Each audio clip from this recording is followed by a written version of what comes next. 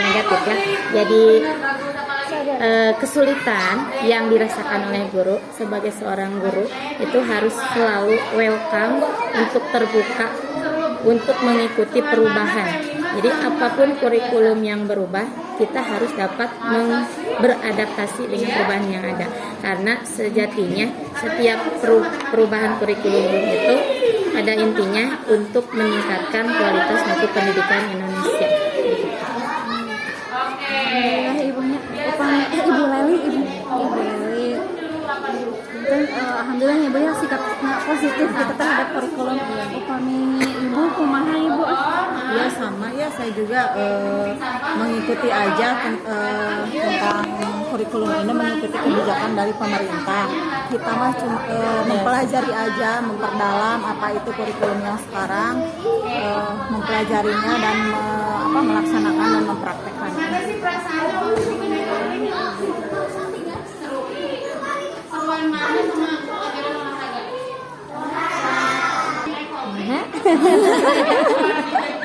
Kadang datar, kadang ada senyumnya juga. Kalau kita sedang banyak kerjaan yang jadi merasa aduh ya Allah, tapi Kak, kalau kita disikapi dengan baik, alhamdulillah terasa ringan, sasaran. Minta upami kedah di pidamel punya liranya yang sasaran. Jantan total lama happy aja kita mohon laksanakan dengan senang hati aja. Dilaksanakan. Menurut ibu KOSPT apa gitu? Kurikulum Satuan Operasional Satuan Pendidikan.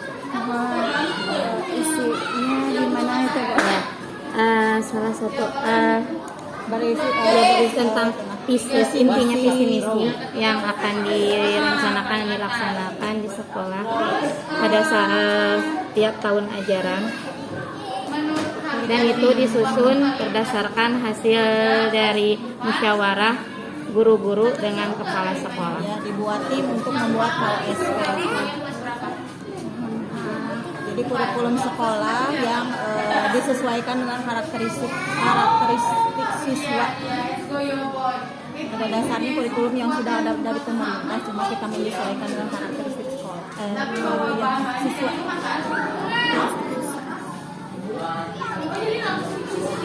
Upami dino pelaksanaan ibu cara menyusun KOSP di sekolah bapak di sekolah ibu seperti kumaha gitu. Dibuat dulu, ya kepala sekolah sebagai penanggung jawab.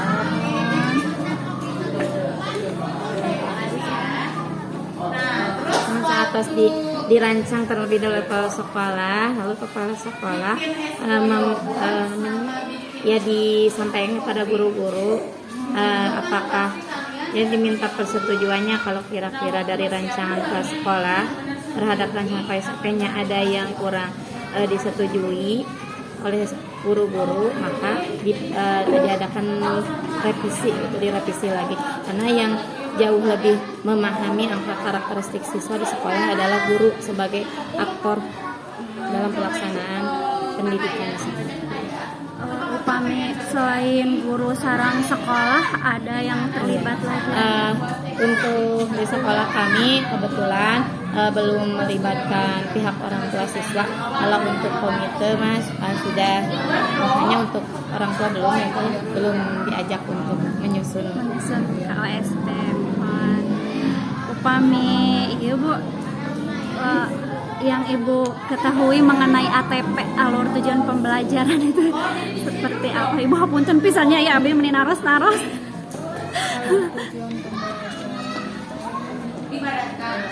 Rancangan yang akan rancangan dari tujuan pembelajaran yang akan diajarkan kepada siswa secara berurutan mungkin ya, secara berurutan sehingga dapat tercapai tujuan pembelajaran.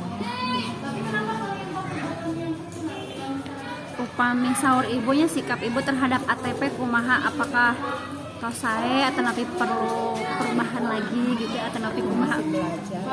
Kalau untuk ATP kurikulum merdeka, jadi guru diberikan keleluasaan untuk mengatur ATP ya indikator itu tersendiri, jadi disesuaikan dengan selain karakter siswa sendiri sendiri juga dilihat perbedaan dari kemampuan kompetensi siswanya, jadi bisa membedakan pembelajarannya dengan metode pembelajaran diferensiasinya lebih tegas gitu. Iya Ibu. Oh, perasaan Ibu saat menyusun ATP Ibu gimana? Hari ngawitan banyak tuh jujurnya namina kurikulum baru ya, baru kenal sempat pusing Ibu ya, bingung awal-awal, tapi lambat laun dipelajari ya ternyata bisa. Alhamdulillah, happy itu Bu.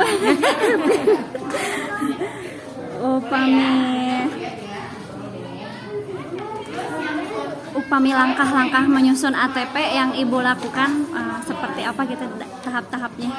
Ya pertamanya ya kita menganalisis dulu Bu ya, dari CP dulu, kemudian dari CP dianalisis ATP-nya, baru kita ya analisis ATP untuk menyusun rincian ATP-nya. Upami perencanaan pembelajaran Ibu sapertos kumaha? Mohon modul ajar kumaha? Iya, ya kalau modul ajar ya susunannya Bu. Mohon Ya kalau susunannya sama seperti Kurtilas. Jadi yang pertama didahulukan adalah identitas dari modul ajarnya. Dia terdiri dari identitas sekolah, identitas pelajaran, waktu, kemudian hari seperti itu. Kemudian setelah itu CP, TP, ATP, kemudian disertai dengan profil pelajar Pancasila yang ingin diterapkan pada CP tersebut apa sesuai ATP-nya. Kemudian juga metodenya apa yang ingin diterapkan pembelajarannya.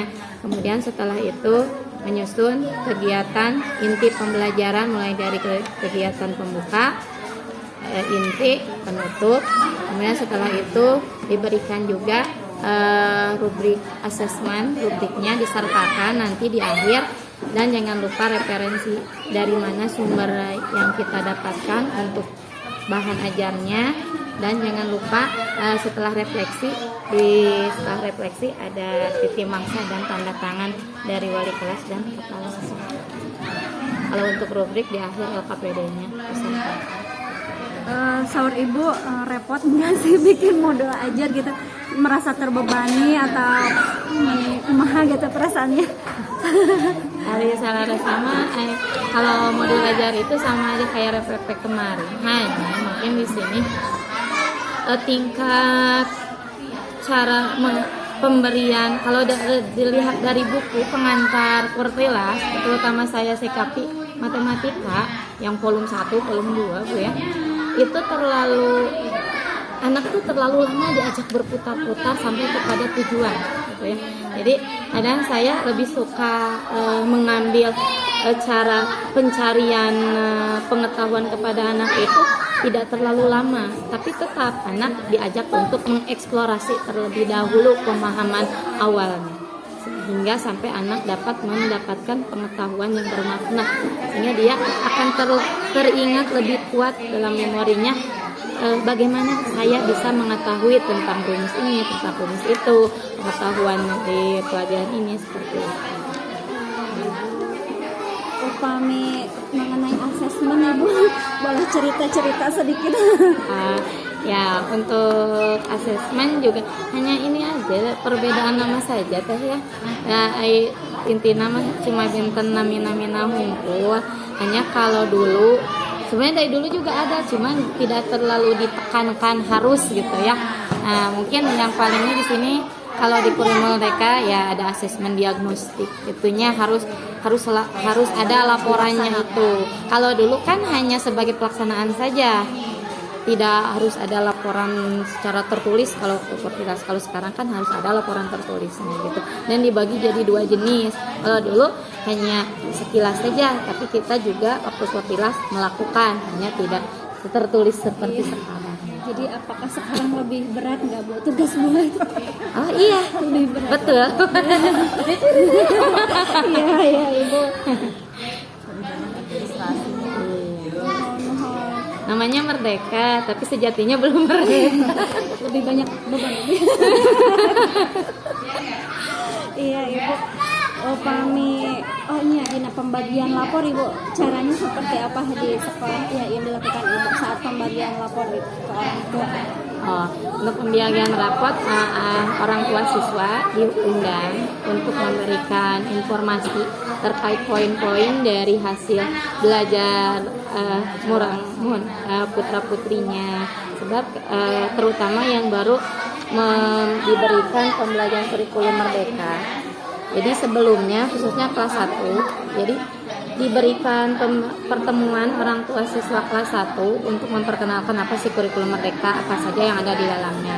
Nah kemudian nanti pembagian rapot pendidikan, untuk pemberi pembagian rapot juga diambil orang tua, tapi anak pun harus ikut agar ikut mendengarkan sama itu. Baik yang waktu naik ke kelas 4, kelas 1 kan dulunya ada yang kelas 3 masih kursilas, kelas 4. Jadi diberikan pemberitahuan umum dulu apa sih itu kursilas, itu kurikulum merdeka kepala. Upami tentang P5 ibu, bagaimana implementasinya di sekolah gitu tentang Kita biasa dibuat ini dulu ya, dibuat diskusi dulu, dibuat rapat antar ibu dulu ya, dianalisis gitu tema semester ini.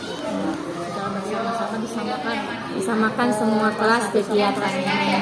Hanya mungkin untuk kegiatan khususnya, misalkan kalau tahun kemarin kita mengambil tema tentang kearifan lokal. Misalkan ada satu kegiatan di akhir sebelum pelaksanaan PAT, anak diajak untuk membuat hasil makanan khas dari daerahnya. Jadi tiap-tiap kelas dibedakan. Karena kalau disamakan nanti waktu gelar karya pada waktu pembagian rapot kalau sama, jadi kurang jadi dilihat ya jantan kan anak diajak untuk belajar market day, memperkenalkan dan menjual ya ibu ya gitu. Jadi sengaja dibedakan kelas 1 sampai kelas 6 gitu. Dan anak pun diajarkan untuk membuatnya itu di sekolah oleh guru. Dia tidak disuruh di rumah. Dia diajarkan di sekolah. Nanti untuk market day mereka buat di rumah dan dibawa ke sekolah untuk dijual kepada teman-temannya di sini. Dan alhamdulillah sangat antusias sekali setiap praktek P5 itu. Terutama kalau sudah memasak, wah semangat. Kalau alokasi waktunya gimana Bu? Untuk alokasi waktunya itu kalau untuk kegiatan praktek ini 1 minggu itu P5 itu 7 JP ya. Tergantung sih untuk tiap kelas, ada yang dibaginya menjadi 3 hari, ada yang 2 hari. Tergantung penyesuaian dengan jadwal pelajaran.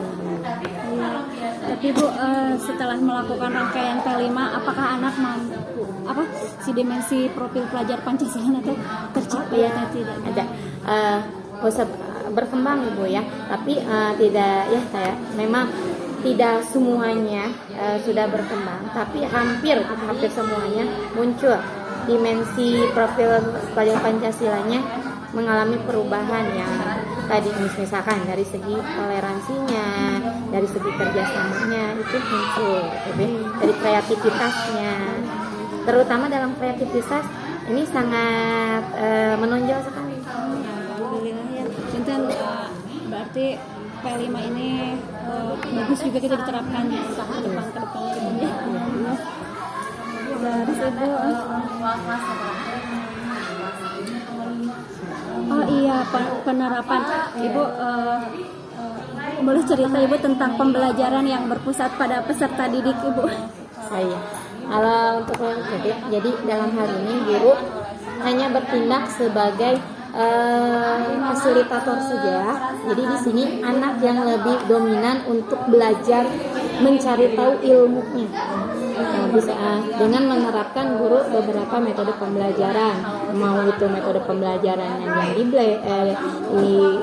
disandingkan dengan metode pembelajaran lain. Nah, jadi di sini jangan terus-terusan guru yang memberi, tapi anak yang mencari gitu.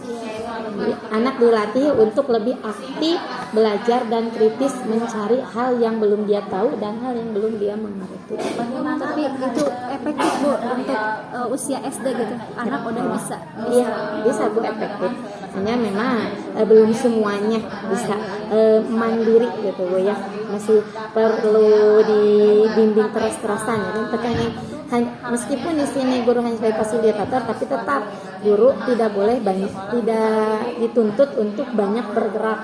Jadi bergeraknya di sini untuk memantau kegiatan siswa. Kalau ada yang belum dia paham, baru guru memberikan arahan.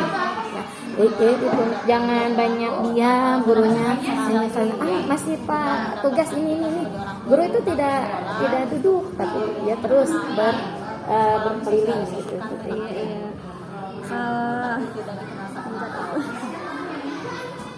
Kalau media pembelajaran untuk media pembelajaran, terutama untuk generasi alpha sekarang itu anak-anak lebih suka media pembelajarannya yang berbasis IT.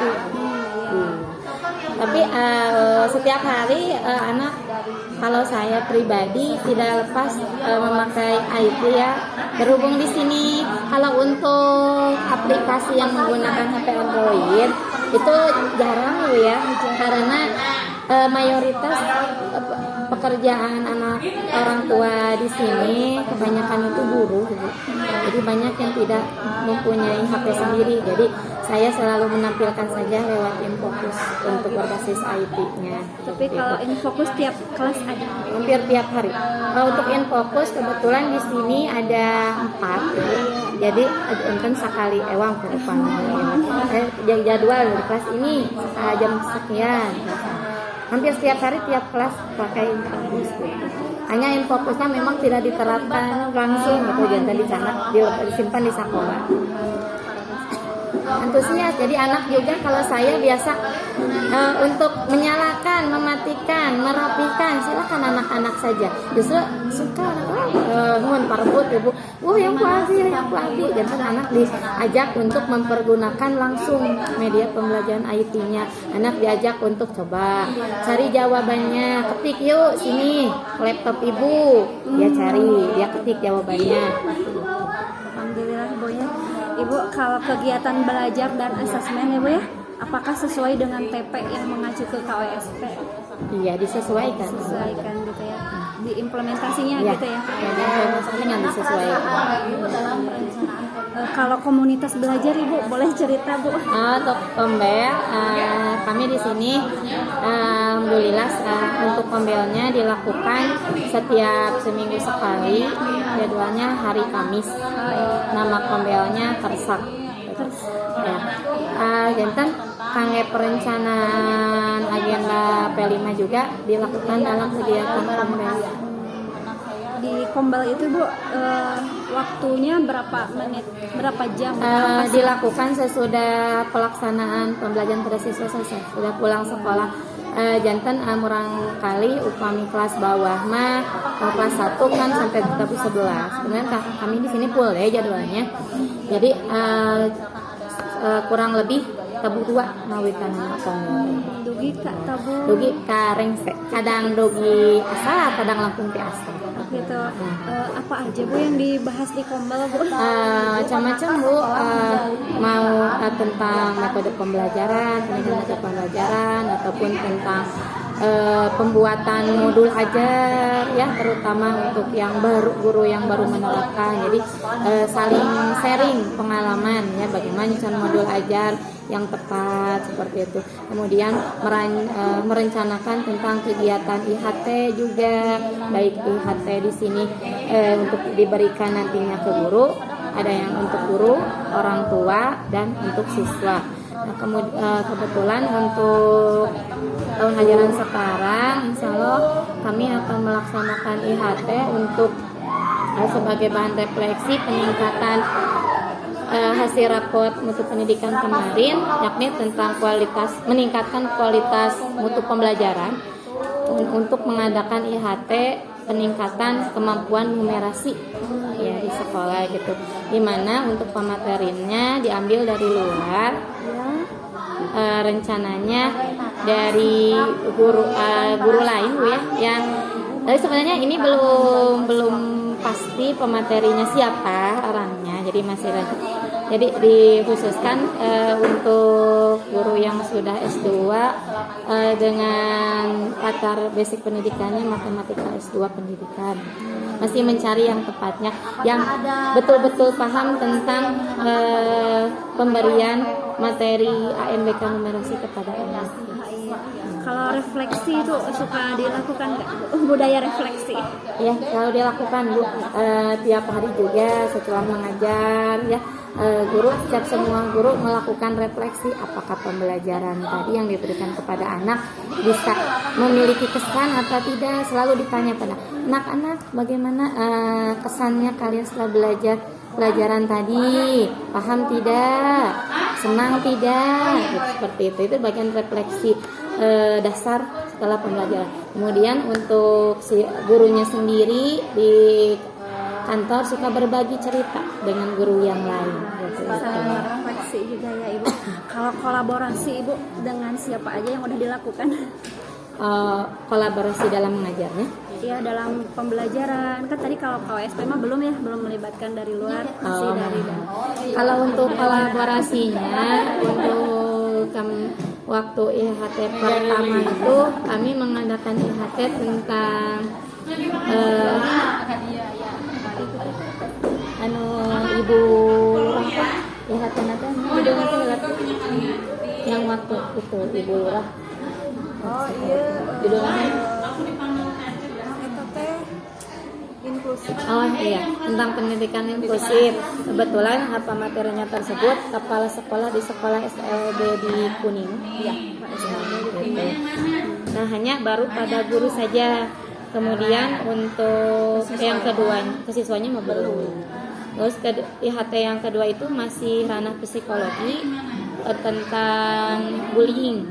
Sama dari psikolog juga diambilnya jadi guru BK SMA gitu. Nah untuk selanjutnya kami berencana untuk mengundang dari pihak kepolisian untuk memberikan IHT tentang tema keamanan sekolah ya, masih tentang bullying. Kalau dari masyarakat, orang tua atau industri di sekitar sekolah ada belum kerjasama? Ada waktu 2 tahun ajaran ke belakang yang awal waktu kurmat ya teh, yang waktu ngambil T5 temanya itu tentang apa tuh? Yang waktu kunjungan orang lokal ya, waktu berkunjung untuk pengelolaan kunjungan ke pabrik sosodok ya. Nah sosodok itu adalah produk lokal dari Kersamena. Langsung ke pabriknya anak diperkenalkan bagaimana cara untuk membuat dan mengenal bahannya. Kalau transisi PAUD SD gimana Bu? Ya ada ya setiap awal ajaran baru kan ya diadakan transisi PAUD SD, MTAS selama 2 minggu.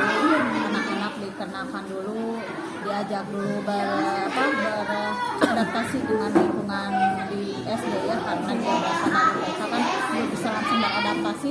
Jadi dia dikenalkan dulu selama 2 minggu itu kita melaksanakan MTAS. Tapi ada kolaborasi nggak dengan PAUD sekitar dengan PAUD? Ya mungkin kita saya sendiri ya yang meminta informasi tentang bagaimana ini anak siswa-siswanya ini bagaimana karakternya, mungkin itu aja. Meminta informasi dari mereka. Upami refleksi, evaluasi, sarang peningkatan kualitas. Bagaimana Bu ceritanya? Kualitas peningkatan diri kita dalam mengimplementasikan kurikulum Merdeka gitu. untuk peningkatan kualitas dari diri sendiri, terutama dalam memberikan pembelajaran dan mendidik anak, ya kita selalu sering ya, bahkan setiap hari kita saling berbagi pengalaman mengajar di kelas, baik itu dalam pemberian pembelajaran ataupun dalam mendidik anak-anak ya. Dan pasti di setiap kelas itu ada anak yang istimewa tuh ya, baik istimewanya yang positif dan ada yang kurang positif. Iya, Bu. Jadi saling berbagi gimana sih ini caranya untuk memberikan motivasi yang tepat untuk anak ini, karena mungkin misalkan guru yang satu udah mencoba ini kok masih aja belum berubah. Ya di sana kami saling yang bertukar pengalaman. Kemudian untuk dari segi pengetahuan, pengembangan implementasi kurikulumnya sendiri, kami untuk masing-masing pribadi yang selalu mengikuti workshop, baik workshop secara online ataupun offline gitu.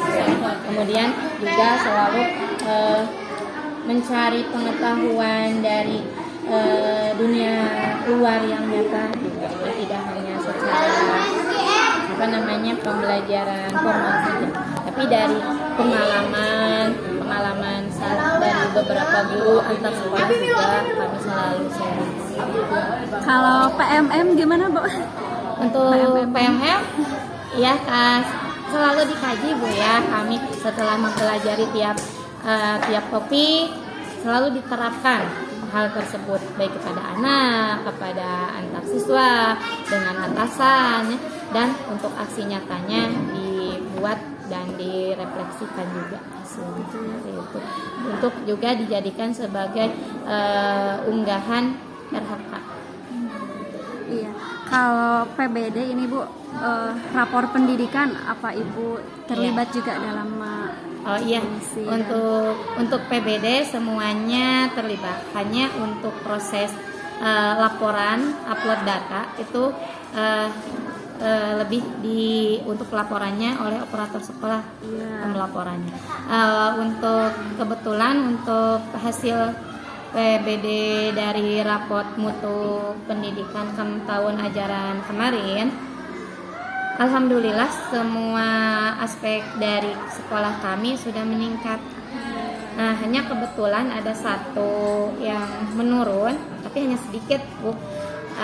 Menjatuh itu kualitas mutu pembelajaran yang mengalami penurunan. Jadi untuk aspek ini kami berusaha untuk meningkatkan kembali kualitasnya dengan berencana mengadakan IHP untuk guru-guru terlebih dahulu dan mendatangkan pemateri dari luar yang berkompeten di bidangnya. Kalau untuk perencanaan keuangan, Ibu, misalnya sensitif apa guru ikut ada peran serta gitu, misalnya bosnya harusnya ini buat ini buat ini. Untuk perencanaan keuangan itu mah, Bu, bendahara bos yang diberikan wewenang. Akan wewenang oleh kepala sekolah. Kebetulan Jadi, guru bendahara dilibatkan gitu. Iya, guru yang menjadi bendahara bosnya guru kelas 4. Tapi semua guru terlibat gitu dalam perencanaannya nggak? Oh iya, ditaruh ada. Jadi diberikan informasi terkait perencanaan penggunaan uang bosnya untuk apa saja, ada. Hanya untuk pelaporan, penyusunannya, segala rupanya, sebagainya, bendahara bos sama kepala sekolah. Ibu hatur nuhun.